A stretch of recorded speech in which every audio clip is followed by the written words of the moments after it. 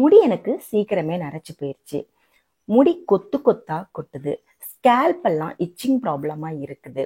முடி நுனியில வெடிப்பு ஏற்படுது. இந்த மாதிரி நிறைய பிரச்சனைகள் இப்ப இருக்கிற காலகட்டத்துல நம்மளுக்கு வருதுங்க. இதுக்கு காரணம் நம்மளுடைய ஹேபிட்ஸ் தான். அதே மாதிரி உணவு பழக்க வழக்கங்கள் தான். சின்ன வயசுலயே எல்லாருக்குமே நரைமுடி வர ஆரம்பிச்சிருது. நீங்க இந்த மாதிரி நீங்க ஹேரை பராமரிச்சுட்டு வந்தீங்க அப்படின்னா உங்களுக்கு வெடிப்போ முடி சீக்கிரமா நரைக்கிறதோ கொத்து கொத்தா முடி கொட்டுறதோ அந்த மாதிரி எந்த ப்ராப்ளமுமே இருக்காதுங்க.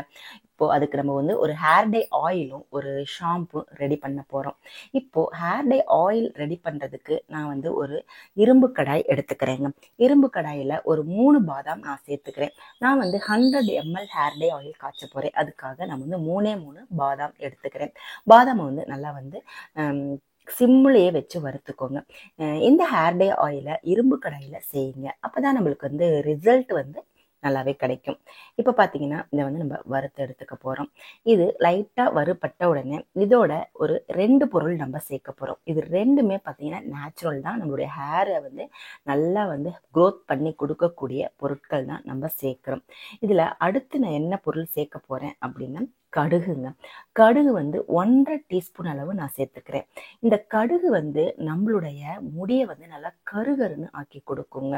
அதே மாதிரி ஹேர் க்ரோத்துக்கு ரொம்ப ரொம்ப ஹெல்ப் பண்ணும்.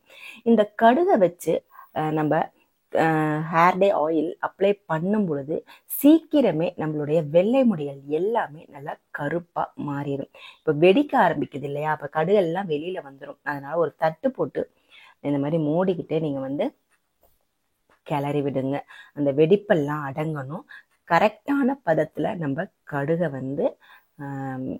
கரெக்டாக வறுத்து எடுக்கணும். அது ரொம்ப ரொம்ப முக்கியம். ஏன்னா கரெக்டான பதத்தில் நம்ம ஹேர் டே ஆயில் நம்ம ப்ரிப்பேர் பண்ணி அப்ளை பண்ணிக்கிட்டு வந்தோம் அப்படின்னா நம்மளுடைய ரிசல்ட்டும் பார்த்தீங்கன்னா 100% கிடைக்கும். இப்போ பார்த்தீங்கன்னா கடுகு வெடிச்சு முடிச்சிருச்சு. இப்போ கடுகு எடுத்து நம்ம கீழே போட்டோம் அப்படின்னா விழுகுது பார்த்தீங்களா, இந்த மாதிரி விழக்கூடாது. கரண்டிலேயே ஒட்டிக்கும். இந்த கடுகுல இருந்து ஒரு ஆயில் வரும். அந்த ஆயில் வெளியில வர வரைக்கும் நம்ம கடுகை நல்லா வறுத்து எடுத்துக்கணும். கடுகு அப்படியே பலன்னு ஆகும் ஆயில் வெளில வந்தோடனே. அந்த அளவுக்கு நம்ம வறுத்து எடுத்துக்கணும்.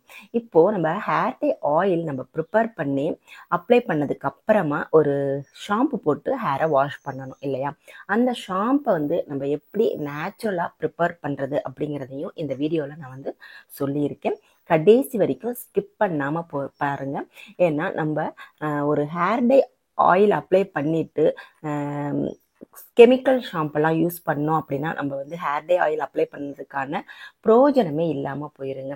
ஏன்னா நம்மளுடைய பொருட்கள் எல்லாமே நேச்சுரலாக இருக்கும்போது நம்மளுடைய ஹேர் க்ரோத்தும் சரி, முடி நல்லா கருகருன்னு வளர்றதுக்கும் சரி ரொம்ப ரொம்ப இந்த நேச்சுரலான பொருட்கள் ஹெல்ப் பண்ணும். இப்போ பாருங்க, நான் சிம்லேயே வச்சு தான் வறுத்துக்கிட்டு இருக்கேன். இப்போ இதோட இன்னொரு பொருள் நம்ம சேர்க்க போறோம். அதுதான் பார்த்தீங்கன்னா மஞ்சள் தூள் சேர்க்க போறோங்க. மஞ்சள் தூளை சேர்க்கறதுனால முடி கொட்டும் அப்படின்னு சொல்லி நினைப்பீங்க. கண்டிப்பா கொட்டாதுங்க. இது சாதாரணமா நம்ம சமையலுக்கு யூஸ் பண்ற இந்த பேக்கெட்லலாம் வரும் இல்லையா, அந்த மஞ்சள் தூள் கிடையாது.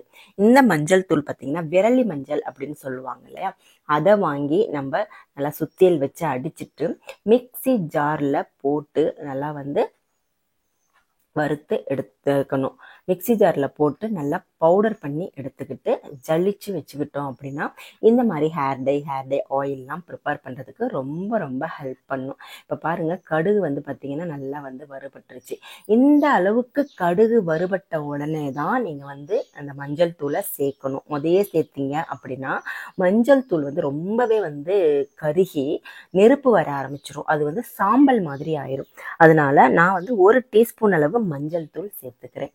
மஞ்சள் தூள் நீங்க கடையில வாங்குற மஞ்சள் தூள் யூஸ் பண்ணாம இந்த பொங்கல் பானையிலலாம் நம்ம சுத்துவோம் இல்லையா ஒரு மஞ்சள், அதை காய வச்சு கூட நீங்க இந்த ஹேர் டே ஆயில் ப்ரிப்பேர் பண்றதுக்கு நீங்க யூஸ் பண்ணிக்கலாங்க.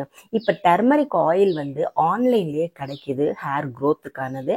அதை நம்ம அதுலயும் கண்டிப்பா கெமிக்கல் சேர்க்காம இருக்க மாட்டாங்க. நம்ம இந்த மாதிரி வீட்லயே நேச்சுரலான பொருட்களை வச்சு நம்ம ஹேர் டே ஆயில் ப்ரிப்பேர் பண்ணி அப்ளை பண்ணோம் அப்படின்னா நம்மளுக்கு 100% ரிசல்ட் கொடுக்கும். அதே மாதிரி ஹேருக்கு எந்த விதமான டேமேஜும் ஏற்படாது. இந்த ஹேர் டே ஆயிலை நீங்க பயன்படுத்தி ஒரு வாரத்திலேயே உங்களுடைய முடியோட ரிசல்ட்டை நீங்கள் பார்க்கலாங்க. வெள்ளை முடியெல்லாம் கருகருன்னு கொஞ்சம் கொஞ்சமாக மாற ஆரம்பிச்சிடும். இப்போ பாருங்கள், லைட்டாக வந்து கலர் சேஞ்ச் ஆயிடுச்சு. இப்போ நம்ம வந்து ஸ்டவ்வை வந்து ஆஃப் பண்ணிடலாம். ஆஃப் பண்ணிவிட்டு சூடாக இருக்கும்போதே இந்த மாதிரி ஏதாவது இடிக்கல் இருந்துச்சுன்னா அதை வச்சு பாதாமெல்லாம் நல்லா இடிச்சுக்கோங்க. இடிச்சுட்டு கடுகையும் நல்லா நசுக்கி எடுத்துக்கோங்க. இதை வந்து மிக்ஸி ஜாரில் போட்டும் அடிக்கலாம். என்னுடைய மிக்ஸி ஜார் வந்து பார்த்திங்கன்னா கொஞ்சமாக போட்டால் அரைபடாது. அதனால நான் வந்து இதிலேயே போட்டு அப்படியே வந்து பவுட்ரு மாதிரி பண்ணி எடுத்துக்கிறேன். இந்த மாதிரி நீங்கள் நேச்சுரலான பொருட்களை வச்சு செய்கிற ஹேர் டே ஆயில் வந்து நம்மளுடைய ஹேர் க்ரோத்தை இன்க்ரீஸ் பண்ணி கொடுக்கும். நம்மளுடைய ஸ்கேல்பில் இருக்கிற பிரச்சனைகள் எல்லாத்தையுமே சரி பண்ணி கொடுத்துருங்க. இப்போ நான் சேர்த்துருக்கிற பொருட்கள் எல்லாமே பார்த்தீங்கன்னா 100 ml ஹேர் டே ஆயில் காய்ச்சல் அளவுக்கு தான் எடுத்திருக்கேன். இந்த ஹேர் டே ஆயிலை நீங்கள் பல்காகவும் செய்து வச்சுக்கலாம். நல்லா இந்த பொருட்கள் ஊற ஊற இன்னுமே நல்லா வந்து ஒரு பெனிஃபிட் கிடைக்கும் இந்த ஹேர் டே ஆயில்னால. பட் நான் வந்து இப்போ 100 ml தான் காய்ச்ச போகிறேன்.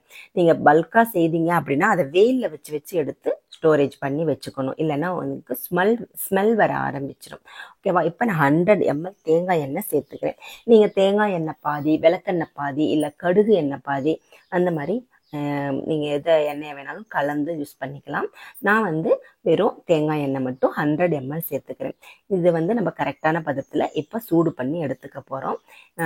லைட்டாக நுர வரணும், லைட்டாக வந்து புகை வரணும். அதுதான் வந்து கரெக்டான பதம். இந்த பதம் வரும்போது நம்ம ஸ்டவ்வை வந்து ஆஃப் பண்ணிடணும். ஆஃப் பண்ணிவிட்டு இதை வந்து நீங்கள் அப்படியே வந்து இரும்பு கடாயிலேயே வச்சிடணுங்க. ஒரு நாள் ஃபுல்லாக இருக்கட்டும். அந்த இரும்பு கடாயில் இருக்கிற இரும்பும் நம்மளுடைய ஹேர் டே ஆயிலில் மிக்ஸ் ஆகி இன்னுமே 100% ரிசல்ட் கொடுக்கக்கூடிய ஒரு ஹேர் டே ஆயிலாக நம்மளுக்கு ரெடி ஆகிடும். இப்போது நம்மளுக்கு ஹேர் டே ஆயில் ரெடி ஆயிடுச்சு. இப்போ நம்ம வந்து இதை வந்து ஒரு பக்கமாக வச்சிடலாம். வச்சுட்டு ஒரு நாள் ஃபுல்லாக வெயிலில் வச்சு நம்ம எடுத்துக்கலாம். இப்போ நம்ம கெமிக்கல் ஷாம்பை அப்படியே நேச்சுரலான ஷாம்பாக வந்து மாற்றிட்டு நம்ம ஹேரில் அப்ளை பண்ணிக்கலாம்.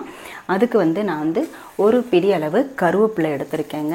கருவேப்பிலை ஒரு பிடி சேர்த்துட்டு கொஞ்சமாக தண்ணி சேர்த்துக்கோங்க. இதை வந்து நம்ம மைய அரைச்சிட்டு வந்துடலாம். இப்போ நம்ம வடிகட்டிக்கலாம் அரைச்சதை. எனக்கு கொஞ்சமாக போட்டால் மிக்ஸி சரியாக அரைபடாது. அதனால் வந்து நம்ம வடிகட்டிக்கலாம். அந்த திப்பிகள்லாம் இல்லாமல் இருக்கணும். அப்போ தான் வந்து நம்ம ஹேரில் அப்ளை பண்ணும்போது நல்லா சாஃப்டாக இருக்கும். இப்போ பாருங்கள், நல்லா வந்து இந்த மாதிரி நசுக்கி விட்டுக்கோங்க.